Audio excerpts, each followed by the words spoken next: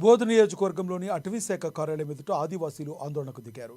అభివృద్ధిని అడ్డుకుంటున్నారని ఆరోపిస్తూ కార్యాలయం వద్ద బైఠాయించి నిరసన వ్యక్తం చేశారు.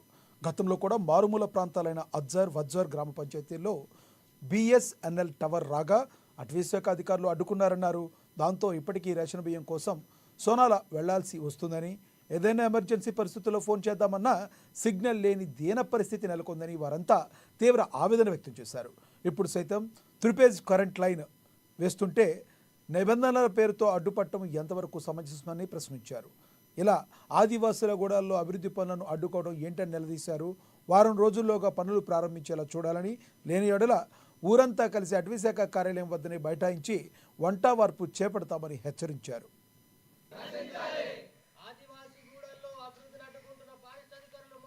మారుమూల ప్రాంతమైన వజ్జర్ అని అక్కడ 5 విలేజ్లు ఉన్నాయి, 2 గ్రామ పంచాయతీలు ఉన్నాయి. ఆ 2 గ్రామ పంచాయతీల ప్రజలకు డెవలప్ అవుతున్నదని మేము ఎంతో ఆశిస్తున్నాం.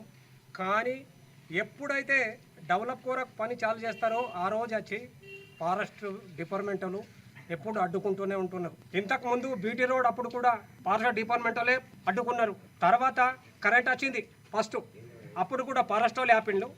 ఇప్పుడు మళ్ళా 3 పీస్ కరెంట్ కొరకు రాష్ట్ర ప్రభుత్వం మంజూరు చేసి వాళ్ళకు అవస్థగా ఉన్నది అని గుర్తించి అక్కడ శాంక్షన్ చేస్తే ఈ ఫారెస్ట్ డిపార్ట్మెంట్ వాళ్ళు ముండి వైఖరితోటి మా అజ్జర్ వజ్జర్ గ్రామ ప్రజలను అయోమయంలో గురి చేస్తున్నారు. కాబట్టి ఏది ఏమైనా రాష్ట్ర ప్రభుత్వాలు కరెక్ట్ నిజాయితీగా దీన్ని ఏం చేస్తారో త్వరగతిని న్యాయం చేస్తారని నేను వాళ్ళని కోరుకుంటున్నాను. రాష్ట్ర ప్రభుత్వాన్ని, కేంద్ర ప్రభుత్వాన్ని ఈ వారం రోజులలో పని చాలు చేయకపోతే తీవ్ర పరిణామాలు ఏర్పడతాయి.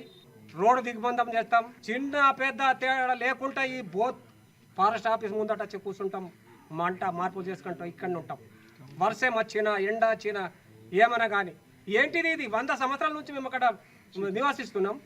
అధికారులు వచ్చారు, చూసి వాళ్ళే వెళ్ళిపోయారు.